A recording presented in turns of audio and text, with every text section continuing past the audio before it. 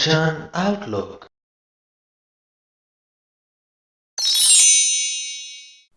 ਰਾਗ ਗੌੜੀ ਦੇ ਵਿੱਚ ਸੁਖਮਨੀ ਸਾਹਿਬ ਜੀ ਦੀ ਬਾਣੀ ਤੋਂ ਅੱਗੇ ਜੋ ਅਧਿਆਇ ਸ਼ੁਰੂ ਹੁੰਦਾ ਹੈ ਉਹਨੂੰ ਥਿੱਤੀ ਕਿਹਾ ਗਿਆ ਹੈ। ਇਸ ਅਧਿਆਇ ਦੇ ਵਿੱਚ ਬਾਣੀ ਨੂੰ ਸ਼ੁਰੂ ਕਰਨ ਤੋਂ ਪਹਿਲਾਂ ਆਪਾਂ ਥਿੱਤੀ ਸ਼ਬਦ ਨੂੰ ਸਮਝ ਲੈਂਦੇ ਹਾਂ।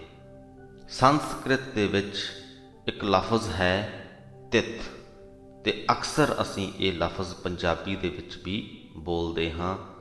ਉਦਾਹਰਣ ਦੇ ਤੌਰ 'ਤੇ ਅਸੀਂ ਤਿੱਥ ਤਿਉਹਾਰ ਸ਼ਬਦ ਵਰਤਦੇ ਹਾਂ। ਸੋ ਤਿੱਥ ਤੋਂ ਸੌਖੇ ਸ਼ਬਦਾਂ ਦੇ ਵਿੱਚ ਭਾਵ ਹੈ ਇੱਕ ਦਿਹਾੜਾ। ਆਮ ਤੌਰ 'ਤੇ ਜੋ ਦਿਨ ਹੈ ਉਹਨੂੰ ਅਸੀਂ ਸੂਰਜ ਦੇ ਨਾਲ ਸਮਝਦੇ ਹਾਂ ਕਿ ਸੂਰਜ ਚੜ੍ਹਨ ਤੋਂ ਲੈ ਕੇ ਸੂਰਜ ਛਿਪਣ ਤੱਕ ਇੱਕ ਦਿਨ ਹੈ, ਸੂਰਜ ਛਿਪਣ ਤੋਂ ਲੈ ਕੇ ਸੂਰਜ ਚੜ੍ਹਨ ਤੱਕ ਇੱਕ ਰਾਤ ਹੈ। ਪਰ ਇਹ ਜੋ ਥਿੱਤ ਸ਼ਬਦ ਹੈ ਇਹਨੂੰ ਅਸੀਂ ਚੰਦਰਮਾ ਦੇ ਚੱਕਰਾਂ ਦੇ ਵਾਲੇ ਪਾਸੇ ਤੋਂ ਸਮਝਣਾ ਹੈ। ਅਸੀਂ ਦੇਖਦੇ ਹਾਂ ਵੈਸੇ ਤੇ ਚੰਦਰਮਾ ਗੋਲ ਹੈ, ਧਰਤੀ ਦੀ ਤਰ੍ਹਾਂ ਹੈ ਬਿਲਕੁਲ, ਪਰ ਉਹਦੀ ਧਰਤੀ ਦੇ ਸੰਬੰਧ ਦੇ ਵਿੱਚ ਸਥਿਤੀ ਕਿਸ ਪ੍ਰਕਾਰ ਦੀ ਹੈ ਉਹਦੇ ਕਰਕੇ ਸਾਨੂੰ ਹਰ ਰੋਜ਼ ਪੂਰਨ ਚੰਦਰਮਾ ਨਹੀਂ ਦਿਖਦਾ। ਭਾਰਤ ਦੇਸ਼ ਦੇ ਵਿੱਚ ਅਸੀਂ ਪੂਰਨਮਾਸ਼ੀ ਤੇ ਮੱਸਿਆ ਦੋ ਦਿਹਾੜੇ ਵੀ ਬਣਾਏ ਹੋਏ ਨੇ। ਮੱਸਿਆ ਵਾਲੇ ਦਿਨ ਜਾਂ ਕਹੀਏ ਕਿ ਮੱਸਿਆ ਵਾਲੀ ਰਾਤ ਚੰਦਰਮਾ ਬਿਲਕੁਲ ਵੀ ਨਹੀਂ ਦਿਖਦਾ, ਤੇ ਪੂਰਨਮਾਸ਼ੀ ਦੀ ਰਾਤ ਨੂੰ ਚੰਦਰਮਾ ਸੰਪੂਰਨ ਗੋਲ ਸਾਨੂੰ ਦਿਖਦਾ ਹੈ। ਪੂਰਨਮਾਸ਼ੀ ਤੋਂ ਬਾਅਦ ਹੌਲੀ ਹੌਲੀ ਘਟਣਾ ਸ਼ੁਰੂ ਹੋ ਜਾਂਦਾ ਹੈ। ਹਰ ਰੋਜ਼ ਸਾਨੂੰ ਪਿਛਲੇ ਦਿਨ ਦੇ ਮੁਕਾਬਲੇ ਘੱਟ ਦਿਖਦਾ ਹੈ, ਤੇ ਉਸੇ ਪ੍ਰਕਾਰ ਹੀ ਮੱਸਿਆ ਦੀ ਰਾਤ ਤੋਂ ਬਾਅਦ ਸਾਨੂੰ ਹਰ ਰੋਜ਼ ਪਿਛਲੇ ਦਿਨ ਦੇ ਮੁਕਾਬਲੇ ਜ਼ਿਆਦਾ ਚੰਦਰਮਾ ਦਿਖਦਾ ਹੈ। ਸੋ ਇਸ ਪ੍ਰਕਾਰ 15 ਕੁ ਦਿਨਾਂ ਦਾ ਇਹ ਚੱਕਰ ਬਣ ਜਾਂਦਾ ਹੈ। ਤੇ ਬਕਾਇਦਾ ਇਹ ਜੋ ਤਿੱਥਾਂ ਹਨ ਇਹਨਾਂ ਨੂੰ ਅਸੀਂ ਨਾਮ ਦਿੱਤੇ ਹੋਏ ਹਨ। ਏਕਮ, ਦੂਜ, ਤੀਜ, ਚੌਥ, ਪੰਚਮੀ, ਖੱਟ, ਸੱਤਵੀਂ, ਅਸ਼ਟਮੀ, ਨੌਵੀਂ, ਦਸਵੀਂ, ਇਕਾਦਸ਼ੀ, ਦੁਆਦਸ਼ੀ, ਤ੍ਰਿਓਦਸ਼ੀ, ਚੌਦਸ਼ ਜਾਂ 14 ਵੀ ਕਹਿ ਦਿੰਦੇ ਹਾਂ, ਤੇ ਪੂਰਨਮਾਸ਼ੀ ਜਿਹਨੂੰ ਪੁੰਨਿਆ ਵੀ ਕਹਿ ਦਿੰਦੇ ਹਾਂ। ਜਦੋਂ ਅਸੀਂ ਏਕਮ ਤੋਂ ਪੁੰਨਿਆ ਤੱਕ ਨੂੰ ਜਾਂਦੇ ਹਾਂ ਤਾਂ ਉਹਨੂੰ ਚਾਨਣਾ ਪੱਖ ਕਹਿ ਦਿੰਦੇ ਹਨ, ਤੇ ਫਿਰ ਅਗਲੀ ਏਕਮ ਤੋਂ ਮੱਸਿਆ ਤੱਕ ਦਾ ਜੋ 15 ਦਿਨ ਦਾ ਸਮਾਂ ਹੈ ਉਹਨੂੰ ਨੇਰ ਪੱਖ ਵੀ ਕਹਿ ਦਿੰਦੇ ਹਨ। ਤੇ ਚੰਦਰਮਾ ਦੇ ਇਸ ਚੱਕਰ ਦੇ ਹਿਸਾਬ ਨਾਲ ਇਹ ਜੋ ਪੁੰਨਿਆ ਤੇ ਮੱਸਿਆ ਹਨ ਦੋ ਇੱਕ ਪ੍ਰਕਾਰ ਦੇ ਤਿਉਹਾਰ ਬਣਾ ਲਏ ਗਏ ਹਨ। ਇਹਨਾਂ ਦੋ ਦਿਨਾਂ ਤੇ ਲੋਕਾਂ ਦੇ ਵੱਖ-ਵੱਖ ਰੀਤੀ ਰਿਵਾਜ਼ ਹਨ ਜੋ ਉਹ ਮੰਨਦੇ ਹਨ। ਮੱਸਿਆ ਦੇ ਦਿਹਾੜੇ ਤੇ ਕਿਸੇ ਨਾ ਕਿਸੇ ਤੀਰਥ ਅਸਥਾਨ ਤੇ ਜਾ ਕੇ ਇਸ਼ਨਾਨ ਕਰਨ ਨੂੰ ਤਰਜੀਹ ਦਿੱਤੀ ਜਾਂਦੀ ਹੈ, ਤੇ ਉਸੇ ਪ੍ਰਕਾਰ ਹੀ ਪੁੰਨਿਆ ਦੇ ਦਿਹਾੜੇ ਤੇ ਲੋਕ ਖੀਰ ਆਦਿਕ ਜਾਂ ਹੋਰ ਕੋਈ ਮਿੱਠਾ ਪਕਵਾਨ ਬਣਾਉਂਦੇ ਹਨ। ਤੇ ਲਗਭਗ ਹਰ ਪਿੰਡ ਦੇ ਆਸ-ਪਾਸ ਕੋਈ ਨਾ ਕੋਈ ਅਸਥਾਨ ਅਜਿਹਾ ਬਣਿਆ ਹੁੰਦਾ ਹੈ ਜਿੱਥੇ ਕਿ ਇਹਨਾਂ ਦੋਹਾਂ ਹੀ ਦਿਨਾਂ ਤੇ ਇਕੱਠ ਜੁੜਦਾ ਹੈ, ਤੇ ਲੋਕ ਉਸ ਇਕੱਠ ਦੇ ਵਿੱਚ ਜਾਂਦੇ ਹਨ। ਸੋ ਥਿੱਤ ਤੋਂ ਭਾਵ ਇੱਕ ਦਿਹਾੜਾ, ਤੇ ਥਿੱਤੀ ਉਸੇ ਦਾ ਹੀ ਬਹੁਵਚਨ ਹੈ। ਇਹ ਜੋ 15 ਦਿਹਾੜੇ ਬਣਦੇ ਹਨ, ਹਰ ਦਿਹਾੜੇ ਨੂੰ ਮੁੱਖ ਰੱਖਦੇ ਹੋਏ ਗੁਰੂ ਜੀ ਨੇ ਇੱਕ ਸ਼ਬਦ ਲਿਖਿਆ ਹੈ, ਜਿਵੇਂ ਕਿ ਏਕਮ ਦੇ ਲਈ ਇੱਕ ਸ਼ਬਦ, ਦੂਜ ਦੇ ਲਈ ਇੱਕ ਸ਼ਬਦ, ਤੇ ਇਸੇ ਪ੍ਰਕਾਰ ਹੀ ਮੱਸਿਆ ਤੱਕ ਦਾ ਜੋ 15ਵਾਂ ਦਿਨ ਬਣਦਾ ਹੈ ਉਹਦੇ ਲਈ ਵੀ ਇੱਕ ਸ਼ਬਦ ਲਿਖਿਆ ਹੈ। ਸੋ ਹਨੇਰ ਪੱਖ ਦੀ ਲੜੀ ਨੂੰ ਗੁਰੂ ਜੀ ਇੱਥੇ ਲੈ ਕੇ ਚੱਲੇ ਹਨ। ਆਓ ਥਿੱਤੀ ਅਧਿਆਏ ਦੇ ਵਿੱਚ ਲਿਖੀ ਹੋਈ ਗੁਰੂ ਅਰਜਨ ਸਾਹਿਬ ਦੀ ਬਾਣੀ ਨੂੰ ਅਸੀਂ ਪੜ੍ਹੀਏ ਤੇ ਸਮਝੀਏ ਕਿ ਗੁਰੂ ਜੀ ਨੇ ਇਸ ਬਾਣੀ ਦੇ ਵਿੱਚ ਸਾਨੂੰ ਕੀ ਸੰਦੇਸ਼ ਦਿੱਤੇ ਹਨ। ਥਿੱਤੀ ਗੌੜੀ ਮਹਿਲਾ ਪੰਜਵਾਂ ਸ਼ਲੋਕ। ਇੱਕ ਓੰਕਾਰ ਸਤਿਗੁਰ ਪ੍ਰਸਾਦ, ਜਲ ਥਲ ਮਹੀਲ ਪੂਰਿਆ, ਸੁਆਮੀ ਸਿਰਜਨਹਾਰ, ਅਨੇਕ ਭਾਂਤ ਹੋਏ ਪਸਰਿਆ, ਨਾਨਕ ਏਕ ਓੰਕਾਰ। ਪੂਰਿਆ ਤੋਂ ਭਾਵ ਭਰਪੂਰ ਹੋਣਾ। ਜੋ ਸਿਰਜਨਹਾਰ ਸੁਆਮੀ ਹੈ, ਇਸ ਜਗਤ ਦਾ ਮਾਲਕ ਪਰਮਾਤਮਾ ਹੈ, ਉਹ ਜਲ, ਥਲ ਅਤੇ ਮਹੀਲ ਜਲ ਵਿੱਚ ਵੀ, ਧਰਤੀ ਵਿੱਚ ਵੀ ਤੇ ਆਕਾਸ਼ ਵਿੱਚ ਵੀ ਭਰਪੂਰ ਹੈ। ਅਨੇਕ ਭਾਂਤ ਹੋਏ ਪਸਰਿਆ। ਉਹ ਅਨੇਕਾਂ ਹੀ ਤਰੀਕਿਆਂ ਦੇ ਨਾਲ ਇਸ ਸ੍ਰਿਸ਼ਟੀ ਦੇ ਵਿੱਚ ਪਸਰਿਆ ਹੋਇਆ ਹੈ, ਖਿਲਰਿਆ ਹੋਇਆ ਹੈ।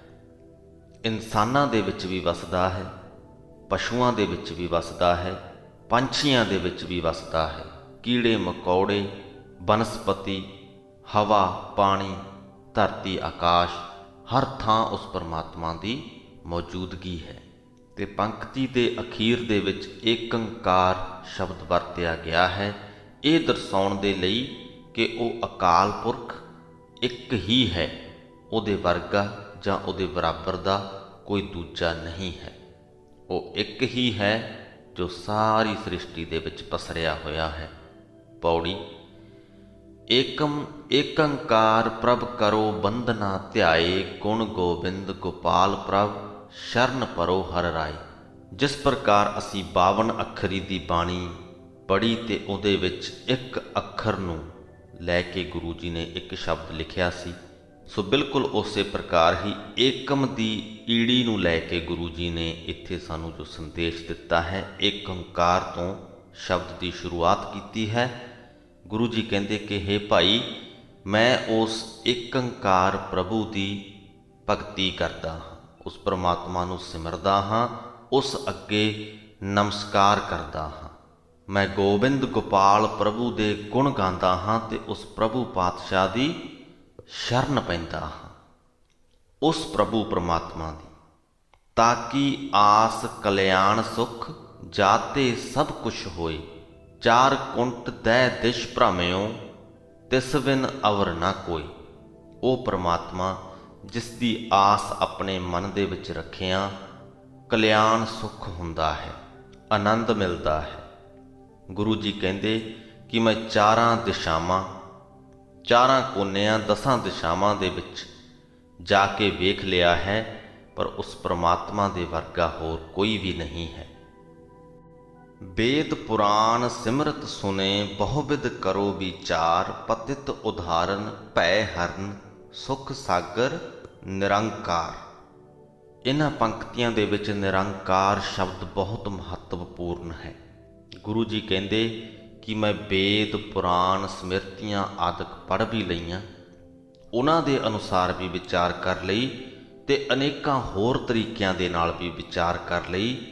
ਮੈਂ ਇਸ ਨਤੀਜੇ ਤੇ ਪਹੁੰਚਿਆ ਕਿ ਵਿਕਾਰਾਂ ਦੇ ਵਿੱਚ ਡੁੱਬਿਆਂ ਹੋਇਆਂ ਨੂੰ ਵਿਕਾਰਾਂ ਦੇ ਵਿੱਚੋਂ ਕੱਢਣ ਵਾਲਾ, ਪਤਿਤ ਉਦਾਹਰਨ, ਭੈ ਹਰਨ, ਜੀਵਾਂ ਦੇ ਡਰ ਦੂਰ ਕਰਨ ਵਾਲਾ, ਸੁਖ ਸਾਗਰ, ਸੁੱਖਾਂ ਦਾ ਸਮੁੰਦਰ, ਨਿਰੰਕਾਰ ਪਰਮਾਤਮਾ ਹੈ।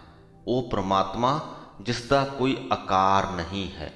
ਇਹ ਨਿਰੰਕਾਰ ਸ਼ਬਦ ਇੱਥੇ ਮਹੱਤਵਪੂਰਨ ਇਸ ਕਰਕੇ ਹੈ ਕਿਉਂਕਿ ਮਨੁੱਖ ਨੇ ਪਰਮਾਤਮਾ ਨੂੰ ਵੱਖ-ਵੱਖ ਆਕਾਰਾਂ ਦੇ ਵਿੱਚ ਢਾਲ ਲਿਆ ਹੈ। ਹਰ ਧਾਰਮਿਕ ਮਨੁੱਖ ਕਿਸੇ ਨਾ ਕਿਸੇ ਆਕਾਰ ਨੂੰ ਪਰਮਾਤਮਾ ਮੰਨਦਾ ਹੈ। ਉਹ ਆਕਾਰ ਕੋਈ ਮਨੁੱਖ ਵੀ ਹੋ ਸਕਦਾ ਹੈ, ਉਹ ਆਕਾਰ ਕੋਈ ਮੂਰਤੀ ਵੀ ਹੋ ਸਕਦੀ ਹੈ, ਉਹ ਆਕਾਰ ਕੋਈ ਗ੍ਰੰਥ ਵੀ ਹੋ ਸਕਦਾ ਹੈ। ਪਰਮਾਤਮਾ ਨੂੰ ਆਕਾਰ ਦੇ ਵਿੱਚ ਢਾਲ ਲਿਆ ਹੈ। ਪਰ ਜੋ ਸਾਨੂੰ ਵਿਕਾਰਾਂ ਤੋਂ ਬਚਾ ਸਕਦਾ ਹੈ, ਜੋ ਸਾਡੇ ਡਰਾਂ ਨੂੰ ਖਤਮ ਕਰ ਸਕਦਾ ਹੈ, ਉਹ ਪਰਮਾਤਮਾ ਨਿਰੰਕਾਰ ਹੈ, ਉਹਦਾ ਕੋਈ ਆਕਾਰ ਨਹੀਂ ਹੈ। ਦਾਤਾ ਭੁਗਤਾ ਦੇਨਹਾਰ, ਤਿਸ ਬਿਨ ਅਵਰ ਨਾ ਜਾਏ, ਜੋ ਚਾਹੈ ਸੋਈ ਮਿਲੈ, ਨਾਨਕ ਹਰ ਗੁਣ ਗਾਏ। ਹੇ ਨਾਨਕ, ਸਦਾ ਉਸ ਪਰਮਾਤਮਾ ਦੇ ਗੁਣ ਗਾਉਂਦਾ ਰਹੋ, ਉਸ ਪਾਸੋਂ ਜੋ ਤੂੰ ਚਾਹੇਗਾ ਉਹੀ ਮਿਲ ਜਾਂਦਾ ਹੈ। ਇੱਥੇ ਫਿਰ ਇਹ ਕਹਿ ਦਈਏ ਕਿ ਜੋ ਤੂੰ ਚਾਹੇਗਾ ਤੋਂ ਭਾਵ ਦੁਨਿਆਵੀ ਵਸਤੂਆਂ ਨਹੀਂ, ਆਪਣੀ ਮਾਨਸਿਕ ਸਥਿਤੀ ਜਿੱਦਾਂ ਦੀ ਤੂੰ ਚਾਹੇਗਾ ਉਹ ਤੈਨੂੰ ਜ਼ਰੂਰ ਮਿਲ ਜਾਏਗੀ। ਅਕਸਰ ਮਨੁੱਖ ਸੋਚਦਾ ਹੈ ਕਿ ਦੁਨਿਆਵੀ ਵਸਤੂਆਂ ਦੇ ਰਾਹੀਂ ਹੀ ਉਹ ਸੁੱਖ ਪ੍ਰਾਪਤ ਕਰ ਸਕਦਾ ਹੈ। ਜੇਕਰ ਉਹਨੂੰ ਇਹ ਵਸਤੂ ਮਿਲ ਜਾਏ, ਜੇਕਰ ਉਹਨੂੰ ਉਹ ਵਸਤੂ ਮਿਲ ਜਾਏ ਤਾਂ ਉਹ ਸੁਖੀ ਰਹਿ ਸਕਦਾ ਹੈ, ਪਰ ਇਹ ਜ਼ਰੂਰੀ ਨਹੀਂ ਹੈ। ਦੁਨਿਆਵੀ ਸੁੱਖ ਸਹੂਲਤਾਂ ਵਸਤੂਆਂ ਤੋਂ ਬਿਨਾਂ ਵੀ ਅਸੀਂ ਸੁਖੀ ਰਹਿ ਸਕਦੇ ਹਾਂ। ਜੇਕਰ ਸਾਡੀ ਪਹੁੰਚ ਪੈਂਦੀ ਹੈ ਤੇ ਅਸੀਂ ਵਸਤੂਆਂ ਦਾ ਆਨੰਦ ਵੀ ਮਾਣ ਸਕਦੇ ਹਾਂ, ਪਰ ਉਹ ਜ਼ਰੂਰੀ ਨਹੀਂ ਹੈ। ਜਿਸ ਪ੍ਰਕਾਰ ਸਾਡੇ ਸਰੀਰ ਨੂੰ ਸਾਹ ਲੈਣ ਦੇ ਲਈ ਆਕਸੀਜਨ ਦੀ ਜ਼ਰੂਰਤ ਹੈ, ਆਕਸੀਜਨ ਦਾ ਕੰਮ ਆਕਸੀਜਨ ਹੀ ਕਰ ਸਕਦੀ ਹੈ, ਉਹਦਾ ਕੋਈ ਬਦਲ ਨਹੀਂ। ਉਹ ਆਕਸੀਜਨ ਬੇਸ਼ੱਕ ਅਸੀਂ ਵਾਤਾਵਰਣ ਦੇ ਵਿੱਚੋਂ ਲਈਏ, ਤੇ ਬੇਸ਼ੱਕ ਜੇਕਰ ਕੋਈ ਬਿਮਾਰ ਹੈ ਤਾਂ ਉਹਨੂੰ ਹਸਪਤਾਲ ਦੇ ਵਿੱਚ ਜੋ ਆਕਸੀਜਨ ਦਿੱਤੀ ਜਾਂਦੀ ਹੈ ਉਹ ਹੋਵੇ। ਆਕਸੀਜਨ ਹੈ, ਉਹਦਾ ਕੋਈ ਬਦਲ ਨਹੀਂ। ਜੋ ਕੰਮ ਉਹਨੇ ਸਾਡੇ ਸਰੀਰ ਦੇ ਵਿੱਚ ਜਾ ਕੇ ਕਰਨਾ ਹੈ, ਉਹ ਕੋਈ ਹੋਰ ਗੈਸ ਜਾਂ ਕੁਝ ਹੋਰ ਨਹੀਂ ਕਰ ਸਕਦਾ। ਪਰ ਜਿੱਥੋਂ ਤੱਕ ਗੱਲ ਆ ਜਾਂਦੀ ਹੈ ਸੁੱਖ ਦੀ, ਸ਼ਾਂਤੀ ਦੀ, ਉਹ ਸਾਨੂੰ ਦੁਨਿਆਵੀ ਵਸਤੂਆਂ ਦੇ ਵਿੱਚੋਂ ਵੀ ਮਿਲ ਸਕਦਾ ਹੈ, ਪਰ ਉਹਨਾਂ ਤੋਂ ਬਿਨਾਂ ਵੀ ਮਿਲ ਸਕਦਾ ਹੈ। ਇੱਥੇ ਬਦਲ ਹੈ ਸਾਡੇ ਕੋਲ। ਉਹ ਬਦਲ ਇਸ ਪ੍ਰਕਾਰ ਹੈ ਕਿ ਜੇਕਰ ਅਸੀਂ ਦੁਨਿਆਵੀ ਵਸਤੂਆਂ ਤੋਂ ਬਿਨਾਂ ਸੁਖੀ ਰਹਿਣਾ ਸਿੱਖ ਲਈਏ ਤਾਂ ਉਹ ਸੁੱਖ ਜੋ ਹੋਏਗਾ ਜ਼ਿਆਦਾ ਟਿਕਾਊ ਹੋਏਗਾ, ਜ਼ਿਆਦਾ ਸਮਾਂ ਟਿਕੇਗਾ। ਉਹਦੇ ਘਟਣ ਦੇ ਚਾਂਸ ਘੱਟ ਹੋਣਗੇ। ਬਲਕਿ ਜੋ ਸੁੱਖ ਅਸੀਂ ਦੁਨਿਆਵੀ ਵਸਤੂਆਂ 'ਚੋਂ ਹਾਸਲ ਕਰਦੇ ਹਾਂ ਉਹ ਥੋੜ੍ਹ ਚਿਰਾ ਹੁੰਦਾ ਹੈ। ਕਿਸੇ ਵਸਤੂ ਦੀ ਜਦ ਸਾਨੂੰ ਤਾਂਘ ਹੁੰਦੀ ਹੈ, ਅਸੀਂ ਬਹੁਤ ਵਿਚਲਿਤ ਹੁੰਦੇ ਹਾਂ, ਬਹੁਤ ਮਚਲਦੇ ਹਾਂ ਕਿ ਉਹ ਸਾਨੂੰ ਮਿਲ ਜਾਏ। ਜਦੋਂ ਮਿਲ ਜਾਂਦੀ ਹੈ, ਥੋੜ੍ਹਾ ਜਿਹਾ ਸਮਾਂ ਹੀ ਸਾਨੂੰ ਉਹਦਾ ਸੁੱਖ ਲੱਗਦਾ ਹੈ। ਥੋੜ੍ਹਾ ਜਿਹਾ ਸਮਾਂ ਅਸੀਂ ਉਹਨੂੰ ਵੇਖ ਕੇ ਵਰਤ ਕੇ ਖੁਸ਼ ਹੁੰਦੇ ਹਾਂ, ਫਿਰ ਸਾਡਾ ਮਨ ਉਹਦੇ ਤੋਂ ਉੱਕ ਜਾਂਦਾ ਹੈ। ਜਾਂ ਇਹ ਕਹਿ ਲਈਏ ਕਿ ਉਹ ਸਾਨੂੰ ਸਧਾਰਨ ਜ਼ਿੰਦਗੀ ਦਾ ਹਿੱਸਾ ਲੱਗਣ ਲੱਗਦੀ ਹੈ। ਫਿਰ ਉਹ ਸਿਰਫ ਵਰਤੋਂ ਦੀ ਇੱਕ ਚੀਜ਼ ਹੋ ਨਿਬੜਦੀ ਹੈ। ਉਹਨੂੰ ਵੇਖ ਕੇ ਸਾਨੂੰ ਖੁਸ਼ੀ ਨਹੀਂ ਹੁੰਦੀ ਜਿੰਨੀ ਖੁਸ਼ੀ ਉਸ ਦਿਨ ਹੋਈ ਸੀ ਜਿਸ ਦਿਨ ਉਹ ਵਸਤੂ ਸਾਨੂੰ ਮਿਲੀ ਸੀ। ਸੋ ਉਹ ਵਾਲਾ ਜੋ ਸੁੱਖ ਹੈ ਬਲਕਿ ਥੋੜ੍ਹ ਚਿਰਾ ਹੈ। ਸੋ ਜਦੋਂ ਗੁਰੂ ਜੀ ਕਹਿੰਦੇ ਹਨ ਕਿ ਜੋ ਚਾਹੈ ਸੋਈ ਮਿਲੈ, ਤਾਂ ਇੱਥੇ ਮਾਨਸਿਕ ਸਥਿਤੀ ਦੀ ਗੱਲ ਹੋ ਰਹੀ ਹੈ। ਹਰ ਮਨੁੱਖ ਸੁੱਖ ਚਾਹੁੰਦਾ ਹੈ, ਤਾਂ ਜਦੋਂ ਅਸੀਂ ਪ੍ਰਮਾਤਮਾ ਦੇ ਨਾਲ ਸਾਂਝ ਪਾ ਲਈਏ ਤਾਂ ਸਾਨੂੰ ਸੁੱਖ ਮਿਲਦਾ ਹੈ। ਉਹ ਬੇਸ਼ੱਕ ਦੁਨਿਆਵੀ ਵਸਤੂਆਂ ਰਾਹੀਂ ਮਿਲੇ ਤੇ ਬੇਸ਼ੱਕ ਉਹਨਾਂ ਤੋਂ ਬਿਨਾਂ ਮਿਲੇ, ਸੁੱਖ ਮਿਲੇਗਾ। ਦਾਤਾ ਭੁਗਤਾ ਦੇਨਹਾਰ ਤਿਸ ਬਿਨ ਅਵਰ ਨਾ ਜਾਏ। ਇਸ ਪੰਕਤੀ ਦੇ ਅਰਥ ਹਨ ਕਿ ਦਾਤਾ ਵੀ ਉਹ ਪ੍ਰਮਾਤਮਾ ਹੈ, ਦੇਣ ਵਾਲਾ ਵੀ ਪ੍ਰਮਾਤਮਾ ਹੈ, ਭੁਗਤਾ ਵੀ ਪ੍ਰਮਾਤਮਾ ਹੈ। ਸਾਡੇ ਅੰਦਰ ਰਹਿ ਕੇ ਜੋ ਸਾਨੂੰ ਦਿੱਤਾ ਹੈ ਉਹਨੂੰ ਭੋਗ ਵੀ ਉਹ ਪ੍ਰਮਾਤਮਾ ਹੀ ਰਿਹਾ ਹੈ। ਅਸੀਂ ਸਿਰਫ ਇੱਕ ਜਰੀਆ ਹਾਂ। ਦੇਨਹਾਰ ਉਹ ਦੇਣ ਦੇ ਸਮਰੱਥ ਹੈ, ਸਭ ਕੁਝ ਦੇਣ ਦੇ ਸਮਰੱਥ ਹੈ। ਤਿਸ ਬਿਨ ਅਵਰ ਨਾ ਜਾਏ, ਉਸ ਪ੍ਰਮਾਤਮਾ ਤੋਂ ਬਿਨਾਂ ਸਾਡਾ ਕੋਈ ਹੋਰ ਰਾਖਾ ਨਹੀਂ ਹੈ ਜਿਹਦੇ ਕੋਲ ਅਸੀਂ ਜਾ ਸਕੀਏ। ਮੁਸੀਬਤ ਦੀ ਘੜੀ ਦੇ ਵਿੱਚ, ਦੁੱਖ ਦੀ ਘੜੀ ਦੇ ਵਿੱਚ ਸਰੀਰਕ ਤੌਰ 'ਤੇ ਸਾਡੀ ਸਹਾਇਤਾ ਹੋਰ ਬਹੁਤ ਇਨਸਾਨ ਕਰ ਸਕਦੇ ਨੇ, ਕਰਦੇ ਵੀ ਨੇ। ਸਾਡੇ ਸਾਕ ਸੰਬੰਧੀ, ਸਾਡੇ ਮਿੱਤਰ ਸਾਡੀ ਸਹਾਇਤਾ ਕਰਦੇ ਨੇ, ਪਰ ਮਾਨਸਿਕ ਤੌਰ 'ਤੇ ਸਾਨੂੰ ਸਿਰਫ ਪ੍ਰਮਾਤਮਾ ਹੀ ਸਹਾਰਾ ਦੇ ਸਕਦਾ ਹੈ। ਸੋ ਗੋਬਿੰਦ ਜਸ ਗਾਈਐ ਹਰ ਨੀਤ, ਮਿਲ ਭਜੀਐ ਸਾਧ ਸੰਗ ਮੇਰੇ ਮੀਤ ਰਹਾਓ। ਇਸ ਕਰਕੇ ਉਸ ਪ੍ਰਮਾਤਮਾ ਦੇ ਗੁਣ ਹਮੇਸ਼ਾ ਗਾਉਣੇ ਚਾਹੀਦੇ ਹਨ, ਉਹਦੀ ਸਿਫਤ ਸਲਾਹ ਹਰ ਰੋਜ਼ ਕਰਨੀ ਚਾਹੀਦੀ ਹੈ। ਸਾਧ ਸੰਗਤ ਦੇ ਵਿੱਚ ਜੁੜ ਕੇ ਹੀ ਮੇਰੇ ਮਿੱਤਰ ਉਸ ਪ੍ਰਮਾਤਮਾ ਦੀ ਭਗਤੀ ਕਰਨੀ ਚਾਹੀਦੀ ਹੈ, ਉਹਨੂੰ ਸਿਮਰਨਾ ਚਾਹੀਦਾ ਹੈ। ਸ਼ਲੋਕ ਕਰੋ ਬੰਦਨਾ ਅਨੇਕ ਵਾਰ, ਸ਼ਰਨ ਪਰੋ ਹਰ ਰਾਏ, ਭ੍ਰਮ ਕੱਟਿਐ ਨਾਨਕ ਸਾਧ ਸੰਗ, ਦੁਤੀਆ ਭਾਉ ਮਿਟਾਏ। ਹੇ ਭਾਈ, ਮੈਂ ਪ੍ਰਭੂ ਪਾਤਸ਼ਾਹ ਦੀ ਸ਼ਰਨ ਪੈਂਦਾ ਹਾਂ। ਸ਼ਰਨ ਪਰੋ ਹਰ ਰਾਏ, ਕਰੋ ਬੰਦਨਾ ਅਨੇਕ ਵਾਰ, ਅਨੇਕਾਂ ਵਾਰ ਉਸ ਪ੍ਰਮਾਤਮਾ ਨੂੰ ਨਮਸਕਾਰ ਕਰਦਾ ਹਾਂ। ਹੇ ਨਾਨਕ, ਮਨ ਦੀ ਭਟਕਣਾ ਦੂਰ ਕਰਨ ਦੇ ਲਈ ਆਪਣੇ ਅੰਦਰੋਂ ਦੁਤੀਆ ਭਾਉ ਮਿਟਾਉਣਾ ਪੈਂਦਾ ਹੈ। ਭ੍ਰਮ ਕੱਟਿਐ ਨਾਨਕ ਸਾਧ ਸੰਗ, ਦੁਤੀਆ ਭਾਉ ਮਿਟਾਏ। ਸਾਧ ਸੰਗਤ ਦੇ ਵਿੱਚ ਜੁੜੋ, ਉਸ ਪ੍ਰਮਾਤਮਾ ਦੇ ਨਾਲ ਸਾਂਝ ਕਾਇਮ ਕਰੋ। ਉਹ ਤੋਂ ਇਲਾਵਾ ਜੋ ਦੂਜੀਆਂ ਦੁਨਿਆਵੀ ਵਸਤੂਆਂ ਦੇ ਨਾਲ ਅਸੀਂ ਮੋਹ, ਅਸੀਂ ਆਪਣਾ ਪ੍ਰੇਮ ਪਾ ਰੱਖਿਆ ਹੈ, ਉਹਨੂੰ ਮਿਟਾਓ। ਫਿਰ ਸਾਡੇ ਮਨ ਦੀ ਭਟਕਣਾ ਦੂਰ ਹੋ ਸਕਦੀ ਹੈ। ਸਾਡਾ ਮਨ ਸਾਰਾ ਦਿਨ ਕਿਸ ਗੱਲ ਲਈ ਭਟਕਦਾ ਹੈ? ਜ਼ਰਾ ਸੋਚ ਕੇ ਵੇਖਿਓ, ਕੀ ਸੋਚਦੇ ਰਹਿੰਦੇ ਹਾਂ ਅਸੀਂ ਸਾਰਾ ਦਿਨ? ਜੇਕਰ ਤੁਸੀਂ ਮਹਿਸੂਸ ਕਰੋ ਤੇ ਤੁਹਾਡੇ ਮਨ ਦੀਆਂ ਤੁਹਾਨੂੰ ਦੋ ਪਰਤਾਂ ਨਜ਼ਰ ਆਉਣਗੀਆਂ। ਮਹਿਸੂਸ ਹੋਣਗੀਆਂ, ਨਜ਼ਰ ਨਹੀਂ ਆਉਣਗੀਆਂ, ਮਹਿਸੂਸ ਹੋਣਗੀਆਂ। ਇੱਕ ਉਹ ਪਰਤ ਹੈ ਜੋ ਸਾਡੇ ਸੋਚੇ ਤੋਂ ਬਿਨਾਂ ਹੀ ਚੱਲਦੀ ਰਹਿੰਦੀ ਹੈ। ਉਹਦੇ ਵਿੱਚ ਕੁਝ ਨਾ ਕੁਝ ਚੱਲਦਾ ਰਹਿੰਦਾ ਹੈ, ਊਟ ਪਟਾਂਗ ਵੀ ਚੱਲਦਾ ਰਹਿੰਦਾ ਹੈ। ਅਜਿਹੀਆਂ ਗੱਲਾਂ ਵੀ ਉੱਥੇ ਚੱਲਦੀਆਂ ਰਹਿੰਦੀਆਂ ਨੇ ਜਿਨ੍ਹਾਂ ਦੇ ਨਾਲ ਸਾਡਾ ਕੋਈ ਵਾਹ ਵਾਸਤਾ ਹੀ ਨਹੀਂ ਹੁੰਦਾ। ਦੂਜੀ ਪਰਤ ਉਹ ਹੈ ਜਿਹਦੇ ਰਾਹੀਂ ਸਾਨੂੰ ਇਹ ਪਤਾ ਚੱਲਦਾ ਹੈ ਕਿ ਉਸ ਪਹਿਲੀ ਪਰਤ ਦੇ ਵਿੱਚ ਊਟ ਪਟਾਂਗ ਚੱਲ ਰਿਹਾ ਹੈ। ਸੋ ਆਪਣੀ ਇਹ ਜੋ ਦੂਜੀ ਪਰਤ ਹੈ, ਇਹਨੂੰ ਵਰਤ ਕੇ ਜੇਕਰ ਅਸੀਂ ਆਪਣੀ ਪਹਿਲੀ ਪਰਤ 'ਤੇ ਝਾਤੀ ਮਾਰੀਏ ਤਾਂ ਅਸੀਂ ਵੇਖ ਸਕਾਂਗੇ ਕਿ ਸਾਡੀ ਜੋ ਪਹਿਲੀ ਪਰਤ ਹੈ ਉਹਦੇ ਵਿੱਚ ਚੱਲ ਕੀ ਰਿਹਾ ਹੈ, ਉਹਦੇ 'ਚ ਟਿਕਾਓ ਕਿਉਂ ਨਹੀਂ ਹੈ, ਕਿਉਂ ਉਹ ਵਾਲੀ ਪਰਤ ਜੋ ਹੈ ਸ਼ਾਂਤ ਨਹੀਂ ਹੈ, ਕੀ ਭਟਕਣਾ ਉੱਥੇ ਚੱਲ ਰਹੀ ਹੈ। ਤੇ ਜ਼ਿਆਦਾਤਰ ਉਹ ਭਟਕਣਾ ਦੁਨਿਆਵੀ ਵਸਤੂਆਂ, ਦੁਨਿਆਵੀ ਅਹਿਸਾਸਾਂ ਦੀ ਹੀ ਹੁੰਦੀ ਹੈ। ਕਿਸੇ ਵਸਤੂ ਦੀ ਤਾਂਘ ਹੈ, ਉਹ ਚੱਲ ਰਹੀ ਹੈ ਮਨ ਦੇ ਵਿੱਚ ਕਿ ਉਹ ਹਾਸਲ ਕਿਵੇਂ ਕਰਨੀ ਹੈ।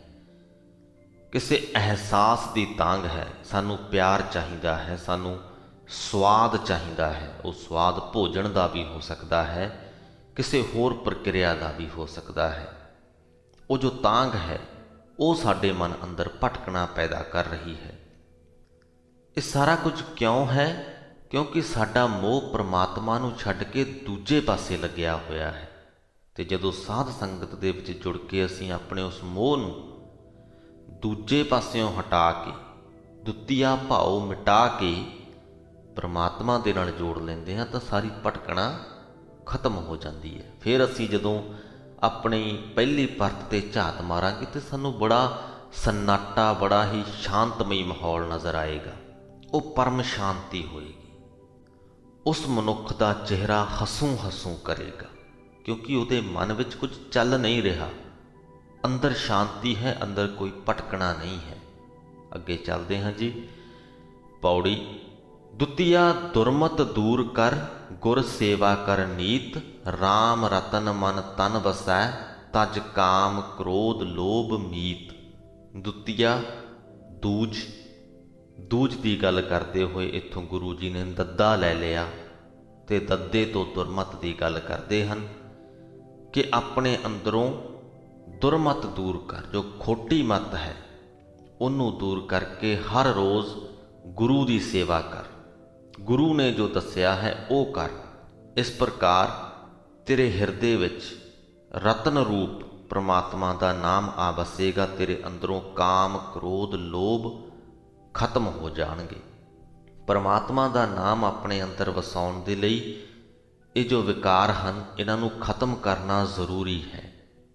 ਤੇ ਇਹ ਖਤਮ ਹੋ ਸਕਦੇ ਹਨ ਜਦ ਅਸੀਂ ਗੁਰੂ ਦੀ ਦੱਸੀ ਸੇਵਾ ਕਰੀਏ, ਜੋ ਗੁਰੂ ਨੇ ਹੁਕਮ ਦਿੱਤਾ ਹੈ ਉਹ ਕਰੀਏ। ਮਰਨ ਮਿਟੈ ਜੀਵਨ ਮਿਲੈ, ਬਿਨਸੈ ਸਗਲ ਕਲੇਸ਼। ਆਪ ਤਜੋ ਗੋਬਿੰਦ ਭਜੋ, ਭਾਉ ਭਗਤ ਪ੍ਰਵੇਸ਼। ਇਹਨਾਂ ਪੰਕਤੀਆਂ ਦੀ ਵਿਆਖਿਆ ਅਸੀਂ ਆਪ ਤਜੋ ਗੋਬਿੰਦ ਭਜੋ ਤੋਂ ਕਰਦੇ ਹਾਂ ਸ਼ੁਰੂ, ਕਿ ਆਪਣਾ ਆਪਾ ਭਾਵ ਖਤਮ ਕਰੋ, ਆਪਣੀ ਹਉਮੈ ਨੂੰ ਦੂਰ ਕਰੋ ਤੇ ਪ੍ਰਮਾਤਮਾ ਦਾ ਭਜਨ ਕਰੋ। ਜੇ ਅਜਿਹਾ ਕਰਾਂਗੇ, ਇਹ ਯਤਨ ਕਰਾਂਗੇ ਤਾਂ ਮਰਨ ਮਿਟੈ ਜੀਵਨ ਮਿਲੈ, ਜੋ ਸਾਨੂੰ ਆਤਮਿਕ ਮੌਤ ਆ ਜਾਂਦੀ ਹੈ। ਅਸੀਂ ਜੀਵਤ ਹਾਂ, ਸਾਡਾ ਸਰੀਰ ਚੱਲ ਫਿਰ ਰਿਹਾ ਹੈ, ਅਸੀਂ ਸਾਹ ਲੈ ਰਹੇ ਹਾਂ, ਦਿਲ ਧੜਕ ਰਿਹਾ ਹੈ, ਨਬਜ਼ ਚੱਲ ਰਹੀ ਹੈ, ਜੀਵਤ ਹਾਂ। ਪਰ ਆਤਮਾ ਮਰ ਗਈ ਹੈ, ਭਾਵ ਕਿ ਸੁਖੀ ਨਹੀਂ ਹਾਂ, ਆਨੰਦਿਤ ਨਹੀਂ ਹਾਂ, ਬੁਝੇ ਰਹਿੰਦੇ ਹਾਂ। ਪਰ ਜਦੋਂ ਅਸੀਂ ਆਪਣਾ ਆਪਾ ਭਾਵ ਦੂਰ ਕਰਕੇ ਪ੍ਰਮਾਤਮਾ ਨੂੰ ਭਜੀਏ, ਪ੍ਰਮਾਤਮਾ ਦਾ ਭਜਨ ਕਰੀਏ ਤਾਂ ਇਹ ਜੋ ਬੁਝਿਆ ਰਹਿਣ ਵਾਲਾ ਮਰਨ ਹੈ ਸਾਡਾ, ਇਹ ਮਿਟ ਜਾਂਦਾ ਹੈ। ਜੀਵਨ ਮਿਲੈ, ਸਾਨੂੰ ਆਤਮਿਕ ਜੀਵਨ ਮਿਲ ਜਾਂਦਾ ਹੈ। ਸਾਡੇ ਅੰਦਰ ਖਿੜਾਓ ਪੈਦਾ ਹੋ ਜਾਂਦਾ ਹੈ। ਬਿਨਸੈ ਸਗਲ ਕਲੇਸ਼, ਸਾਡੇ ਸਾਰੇ ਹੀ ਕਲੇਸ਼ ਮਿਟ ਜਾਂਦੇ ਨੇ। ਸਾਡੇ ਮਨ ਦੇ ਵਿੱਚ ਅਨੇਕਾਂ ਕਲੇਸ਼ ਚੱਲਦੇ ਰਹਿੰਦੇ ਨੇ, ਸਦਾ ਹੀ ਚੱਲਦੇ ਰਹਿੰਦੇ ਨੇ। ਫਿਰ ਤੋਂ ਜੇਕਰ ਮੈਂ ਤੁਹਾਨੂੰ ਕਹਾਂ ਕਿ ਆਪਣੇ ਅੰਦਰ ਝਾਤੀ ਮਾਰ ਕੇ ਵੇਖਿਓ ਕੀ ਕਲੇਸ਼ ਸਾਡੇ ਅੰਦਰ ਚੱਲਦਾ ਰਹਿੰਦਾ ਹੈ। ਪਲ ਪਲ ਸਾਡੇ ਅੰਦਰ ਕਲੇਸ਼ ਹੈ, ਕਿਉਂਕਿ ਸਾਡੇ ਅੰਦਰ ਦਵੈਤ ਹੈ। ਸਾਡੇ ਅੰਦਰ ਜੋ ਪ੍ਰਮਾਤਮਾ ਵਸਿਆ ਹੋਇਆ ਹੈ ਉਹ ਸਾਨੂੰ ਸੱਚਾ ਰਾਹ ਦਿਖਾਉਂਦਾ ਰਹਿੰਦਾ ਹੈ। ਸਾਡੀ ਜ਼ਿੰਦਗੀ ਦੇ ਵਿੱਚ ਪਲ ਪਲ ਸਾਨੂੰ ਦੱਸਦਾ ਰਹਿੰਦਾ ਹੈ ਕਿ ਇਹ ਸਹੀ ਹੈ, ਇਹ ਗਲਤ ਹੈ, ਇਹ ਤੈਨੂੰ ਕਰਨਾ ਚਾਹੀਦਾ ਹੈ, ਇਹ ਤੈਨੂੰ ਨਹੀਂ ਕਰਨਾ ਚਾਹੀਦਾ। ਪਰ ਜੋ ਸਾਡੇ ਮਨ ਦੀ ਉਹ ਪਹਿਲੀ ਪਰਤ ਹੈ, ਜਿਹਦਾ ਪ੍ਰੇਮ ਪ੍ਰਮਾਤਮਾ ਨੂੰ ਛੱਡ ਕੇ ਦੂਜੇ ਪਾਸੇ ਪਿਆ ਹੋਇਆ ਹੈ, ਉਹ ਉਸ ਰਸਤੇ 'ਤੇ ਚੱਲਣਾ ਹੀ ਨਹੀਂ ਚਾਹੁੰਦੀ ਜੋ ਪ੍ਰਮਾਤਮਾ ਸਾਨੂੰ ਦਿਖਾ ਰਿਹਾ ਹੈ। ਇਸ ਕਰਕੇ ਦੋਹਾਂ ਦੇ ਵਿੱਚ ਕਲੇਸ਼ ਪੈਦਾ ਹੋ ਜਾਂਦਾ ਹੈ। ਅਸੀਂ ਰਸਤੇ 'ਤੇ ਚੱਲ ਰਹੇ ਹਾਂ, ਅੱਗਿਓਂ ਸਾਨੂੰ ਜੇਕਰ ਮਰਦ ਹੈ ਉਹਨੂੰ ਸੋਹਣੀ ਸੁੰਦਰ ਇਸਤਰੀ, ਜੇਕਰ ਇਸਤਰੀ ਹੈ ਉਹਨੂੰ ਸੋਹਣਾ ਸੁੰਦਰ ਮਰਦ ਦਿਖਦਾ ਹੈ। ਉਸ ਸਥਿਤੀ ਦੇ ਵਿੱਚ ਜੋ ਪ੍ਰਮਾਤਮਾ ਹੈ ਸਾਡੇ ਅੰਦਰ ਵਸਦਾ ਹੋਇਆ, ਉਹ ਸਾਨੂੰ ਬੇਨਤੀ ਕਰਦਾ ਹੈ, ਉਹ ਸਾਨੂੰ ਕਹਿੰਦਾ ਹੈ ਕਿ ਉਸ ਇਸਤਰੀ ਜਾਂ ਮਰਦ 'ਤੇ ਤੇਰਾ ਕੋਈ ਹੱਕ ਨਹੀਂ, ਉਹ ਤੇਰੀ ਨਹੀਂ, ਉਹਦੇ ਵੱਲ ਤੁਹਾਨੂੰ ਬੁਰੀ ਨਜ਼ਰ ਦੇ ਨਾਲ ਨਹੀਂ ਵੇਖਣਾ ਚਾਹੀਦਾ। ਪਰ ਜੋ ਸਾਡਾ ਮੈਲਾ ਮਨ ਹੈ, ਖੋਟੀ ਮੱਤ ਵਾਲਾ ਮਨ ਹੈ, ਉਹ ਉਹਨੂੰ ਬੁਰੀ ਨਜ਼ਰ ਦੇ ਨਾਲ ਵੇਖਣਾ ਚਾਹੁੰਦਾ ਹੈ। ਇੱਥੇ ਕਲੇਸ਼ ਪੈਦਾ ਹੋ ਜਾਂਦਾ ਹੈ, ਦਵੈਤ ਹੈ। ਪਰ ਜਦੋਂ ਅਸੀਂ ਆਪਣੇ ਅੰਦਰੋਂ ਹਉਮੈ ਨੂੰ ਖਤਮ ਕਰ ਲਈਏ, ਪ੍ਰਮਾਤਮਾ ਦੇ ਨਾਲ ਸਾਂਝ ਕਾਇਮ ਕਰ ਲਈਏ, ਤਾਂ ਇਹ ਕਲੇਸ਼ ਮਿਟ ਜਾਂਦਾ ਹੈ। ਉੱਥੇ ਪ੍ਰਮਾਤਮਾ ਵੀ ਕਹਿੰਦਾ ਹੈ ਕਿ ਤੈਨੂੰ ਇਹਦੇ ਵੱਲ ਬੁਰੀ ਨਜ਼ਰ ਨਾਲ ਨਹੀਂ ਤੱਕਣਾ ਚਾਹੀਦਾ, ਤੇ ਸਾਡਾ ਆਪਣਾ ਮਨ ਵੀ ਕਹਿੰਦਾ ਹੈ ਕਿ ਮੈਨੂੰ ਇਹਦੇ ਵੱਲ ਬੁਰੀ ਨਜ਼ਰ ਨਾਲ ਨਹੀਂ ਤੱਕਣਾ ਚਾਹੀਦਾ। ਦੋਨਾਂ ਦੀ ਮਿਲੀ ਭੁਗਤ ਹੋ ਜਾਂਦੀ ਹੈ, ਕਲੇਸ਼ ਖਤਮ ਹੋ ਜਾਂਦਾ ਹੈ। ਆਪਸ ਦੇ ਵਿੱਚ ਦੋਹਾਂ ਮਨਾਂ ਦੀ ਸੁਲਾਹ ਹੋ ਜਾਂਦੀ ਹੈ, ਮਨ ਦੀ ਤੇ ਪ੍ਰਮਾਤਮਾ ਦੀ ਸੁਲਾਹ ਹੋ ਜਾਂਦੀ ਹੈ। ਸੋ ਉਹਦੇ ਲਈ ਸਾਨੂੰ ਆਪਣੇ ਅੰਦਰੋਂ ਹੰਕਾਰ ਵੀ ਤੇ ਦੂਜਾ ਭਾਵ ਉਹ ਵੀ ਖਤਮ ਕਰਨਾ ਪੈਂਦਾ ਹੈ। ਸੋ ਆਪ ਤਜੋ ਗੋਬਿੰਦ ਭਜੋ, ਅਜਿਹਾ ਕਰਨ ਦੇ ਨਾਲ ਮਰਨ ਮਿਟੈ ਜੀਵਨ ਮਿਲੈ ਬਿਨਸੈ ਸਗਲ ਕਲੇਸ਼। ਤੇ ਹੋਰ ਕੀ ਮਿਲਦਾ ਹੈ? ਭਾਉ ਭਗਤ ਪ੍ਰਵੇਸ਼। ਸਾਡੇ ਹਿਰਦੇ ਦੇ ਵਿੱਚ ਪ੍ਰਮਾਤਮਾ ਦੇ ਪ੍ਰਤੀ ਪ੍ਰੇਮ ਤੇ ਪ੍ਰਮਾਤਮਾ ਦੀ ਭਗਤੀ ਦੋਨੋਂ ਹੀ ਪ੍ਰਵੇਸ਼ ਕਰ ਜਾਂਦੇ ਹਨ, ਸਾਡੇ ਹਿਰਦੇ ਵਿੱਚ ਆ ਵਸਦੇ ਹਨ। ਲਾਭ ਮਿਲੈ ਟੋਟਾ ਹਿਰੈ ਹਰ ਦਰਗਾ ਪਤਵੰਤ, ਰਾਮ ਨਾਮ ਧਨ ਸੰਚਵੈ ਸਾਚ ਸ਼ਾਹ ਭਗਵੰਤ। ਫਿਰ ਤੋਂ ਆਪਾਂ ਰਾਮ ਨਾਮ ਧਨ ਸੰਚਵੈ ਇੱਥੋਂ ਸ਼ੁਰੂਆਤ ਕਰਦੇ ਹਾਂ ਕਿ ਜਿਹੜਾ ਮਨੁੱਖ ਪ੍ਰਮਾਤਮਾ ਦਾ ਨਾਮ ਧਨ ਇਕੱਠਾ ਕਰਦਾ ਹੈ, ਇੱਧਰ ਨੂੰ ਅਕਸਰ ਹੀ ਮਨੁੱਖਾਂ ਦਾ ਧਿਆਨ ਘੱਟ ਹੁੰਦਾ ਹੈ। ਅਸੀਂ ਦੁਨਿਆਵੀ ਧਨ ਬਹੁਤ ਇਕੱਠਾ ਕਰਦੇ ਹਾਂ, ਪਰ ਪ੍ਰਮਾਤਮਾ ਦੇ ਨਾਮ ਰੂਪੀ ਧਨ ਘੱਟ ਇਕੱਠਾ ਕਰਦੇ ਹਾਂ, ਜਾਂ ਬਲਕਿ ਇਹ ਕਹੀਏ ਕਿ ਬਿਲਕੁਲ ਵੀ ਨਹੀਂ ਕਰਦੇ। ਪ੍ਰਮਾਤਮਾ ਦੇ ਬਾਰੇ ਅਸੀਂ ਸੋਚਦੇ ਹੀ ਨਹੀਂ। ਪਰ ਜਿਹੜਾ ਵੀ ਮਨੁੱਖ ਰਾਮ ਨਾਮ ਧਨ ਸੰਚਵੈ, ਪ੍ਰਮਾਤਮਾ ਦਾ ਨਾਮ ਧਨ ਇਕੱਠਾ ਕਰਦਾ ਹੈ, ਸੱਚ ਸ਼ਾਹ ਭਗਵੰਤ, ਉਹ ਭਾਗਾਂ ਵਾਲਾ ਹੋ ਜਾਂਦਾ ਹੈ, ਸਦਾ ਦੇ ਲਈ ਸ਼ਾਹੂਕਾਰ ਬਣ ਜਾਂਦਾ ਹੈ। ਉਹਦੇ ਆਤਮਿਕ ਜੀਵਨ ਦੇ ਵਿੱਚ ਉਹਨੂੰ ਲਾਭ ਹੀ ਲਾਭ ਮਿਲਦਾ ਹੈ, ਕਦੇ ਵੀ ਤੋਟ ਨਹੀਂ ਆਉਂਦੀ। ਜੋ ਆਤਮਿਕ ਜੀਵਨ ਦੇ ਵਿੱਚ ਘਾਟ ਪੈ ਰਹੀ ਸੀ ਉਹ ਸਦਾ ਲਈ ਖਤਮ ਹੋ ਜਾਂਦੀ ਹੈ। ਲਾਭ ਮਿਲੈ ਟੋਟਾ ਹਿਰੈ ਹਰ ਦਰਗਾਹ ਪਤਵੰਤ, ਉਸ ਪ੍ਰਮਾਤਮਾ ਦੀ ਦਰਗਾਹ ਦੇ ਵਿੱਚ ਵੀ ਉਹ ਇੱਜ਼ਤ ਵਾਲਾ ਹੋ ਜਾਂਦਾ ਹੈ। ਸੋ ਭਾਈ, ਊਠਤ ਬੈਠਤ ਹਰ ਭਜੋ ਸਾਧੂ ਸੰਗ ਪ੍ਰੀਤ, ਨਾਨਕ ਦੁਰਮਤ ਛੁੱਟ ਗਈ ਪਾਰ ਬ੍ਰਹਮ ਬਸੇ ਚੀਤ। ਉੱਠਦਿਆਂ ਬੈਠਦਿਆਂ ਹਰ ਵੇਲੇ ਪ੍ਰਮਾਤਮਾ ਦਾ ਭਜਨ ਕਰੋ, ਗੁਰੂ ਦੀ ਸੰਗਤ ਦੇ ਵਿੱਚ ਪ੍ਰੇਮ ਪੈਦਾ ਕਰੋ। ਗੁਰੂ ਦੀ ਸੰਗਤ ਦੇ ਵਿੱਚ ਜੁੜ ਕੇ, ਸਾਧ ਸੰਗਤ ਦੇ ਵਿੱਚ ਜੁੜ ਕੇ ਪ੍ਰਮਾਤਮਾ ਦੀ ਗੱਲ ਕਰੋ। ਪ੍ਰਮਾਤਮਾ ਦੇ ਨਾਲ ਸਾਂਝ ਕਿਵੇਂ ਕਾਇਮ ਕਰਨੀ ਹੈ, ਪ੍ਰਮਾਤਮਾ ਨੂੰ ਪਲ ਪਲ ਮਹਿਸੂਸ ਕਿਵੇਂ ਕਰਨਾ ਹੈ, ਇਹ ਸਿੱਖੋ।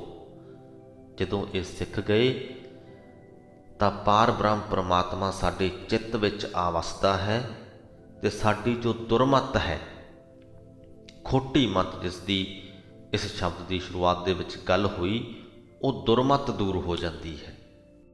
ਸੁਖਮਨੀ ਸਾਹਿਬ ਜੀ ਦੀ ਬਾਣੀ ਸ੍ਰੀ ਗੁਰੂ ਗ੍ਰੰਥ ਸਾਹਿਬ ਜੀ ਦੇ 296ਵੇਂ ਅੰਗ 'ਤੇ ਸਮਾਪਤ ਹੋਈ ਸੀ। ਸਮਾਪਤੀ ਤੋਂ ਬਾਅਦ 296ਵੇਂ ਅੰਗ ਤੇ ਜੋ ਬਾਕੀ ਦੀ ਬਾਣੀ ਬਚੀ ਸੀ ਉਹ ਆਪਾਂ ਇਸ ਵੀਡੀਓ ਦੇ ਵਿੱਚ ਵਿਆਖਿਆ ਕੀਤੀ ਹੈ। ਬੜੇ ਹੀ ਵਧੀਆ ਢੰਗ ਦੇ ਨਾਲ ਗੁਰੂ ਜੀ ਨੇ ਸਾਨੂੰ ਪਹਿਲਾਂ ਏਕਮ ਤੋਂ ਸਾਨੂੰ ਇਹ ਦੱਸਿਆ ਕਿ ਉਹ ਪ੍ਰਮਾਤਮਾ ਏਕ ਓਂਕਾਰ ਹੈ, ਇੱਕ ਹੀ ਹੈ, ਤੇ ਉਹਦੇ ਨਾਲ ਸਾਨੂੰ ਸਾਂਝ ਕਾਇਮ ਕਰਨੀ ਚਾਹੀਦੀ ਹੈ। ਉਹ ਪ੍ਰਮਾਤਮਾ ਹੀ ਸਾਨੂੰ ਸਭ ਕੁਝ ਬਖਸ਼ਣ ਵਾਲਾ ਹੈ, ਉਹੀ ਸਾਡਾ ਆਸਰਾ ਹੈ। ਤੇ ਫਿਰ ਦੁਤੀਆ ਤੋਂ ਜਾਣੀ ਦੂਜ ਤੋਂ ਸਾਨੂੰ ਦੁਰਮਤ ਦੂਰ ਕਰਨ ਦੀ ਸਲਾਹ ਦਿੱਤੀ ਹੈ, ਦੂਜਾ ਭਾਵ ਮਿਟਾਉਣ ਦੀ ਸਲਾਹ ਦਿੱਤੀ ਹੈ। ਤੇ ਸਾਨੂੰ ਇਹ ਵੀ ਦੱਸਿਆ ਹੈ ਕਿ ਇਹ ਸਲਾਹ ਮੰਨਣੀ ਕਿਵੇਂ ਹੈ। ਅਸੀਂ ਆਪਣੇ ਅੰਦਰੋਂ ਹੰਕਾਰ ਖਤਮ ਕਰੀਏ, ਗੁਰੂ ਦੇ ਅੱਗੇ ਆਪਣਾ ਸੀਸ ਝੁਕਾਈਏ, ਗੁਰੂ ਦੀ ਸੰਗਤ ਦੇ ਵਿੱਚ ਬੈਠੀਏ, ਜੋ ਗੁਰੂ ਸਾਨੂੰ ਦੱਸੇ ਉਹ ਸੇਵਾ ਕਰੀਏ, ਉਹ ਕਾਰਜ ਕਰੀਏ, ਉਹ ਯਤਨ ਕਰੀਏ, ਤਾਂ ਆਪੇ ਹੀ ਸਾਡਾ ਪ੍ਰਮਾਤਮਾ ਦੇ ਨਾਲ ਪ੍ਰੇਮ ਪੈ ਜਾਏਗਾ, ਸਾਡੇ ਅੰਦਰੋਂ ਦਵੈਤ ਖਤਮ ਹੋ ਜਾਏਗੀ, ਕਲੇਸ਼ ਮਿਟ ਜਾਣਗੇ। ਤੇ ਫਿਰ ਜਦੋਂ ਅੰਦਰਲਾ ਕਲੇਸ਼ ਮਿਟ ਜਾਏ ਤੇ ਇਨਸਾਨ ਆਨੰਦਿਤ ਹੋ ਜਾਂਦਾ ਹੈ, ਖੁਸ਼ ਰਹਿੰਦਾ ਹੈ, ਉਹਦਾ ਚਿਹਰਾ ਹਸੂੰ ਕਰਦਾ ਹੈ। ਅੱਜ ਦੀ ਬਾਣੀ ਦੇ ਵਿੱਚੋਂ ਜੇਕਰ ਤੁਹਾਨੂੰ ਕੁਝ ਸਿੱਖਣ ਨੂੰ ਮਿਲਿਆ ਹੋਵੇ ਤਾਂ ਵੀਡੀਓ ਨੂੰ ਅੱਗੇ ਜ਼ਰੂਰ ਸ਼ੇਅਰ ਕਰ ਦਿਓ, ਤਾਂ ਕਿ ਦੂਜੇ ਲੋਕ ਵੀ ਗੁਰਬਾਣੀ ਦਾ ਲਾਹਾ ਲੈ ਸਕਣ। ਅੱਜ ਦੀ ਵੀਡੀਓ ਨੂੰ ਇੱਥੇ ਹੀ ਸਮਾਪਤ ਕਰਦੇ ਹਾਂ ਜੀ। ਬੁਲਾਓ ਫਤਿਹ।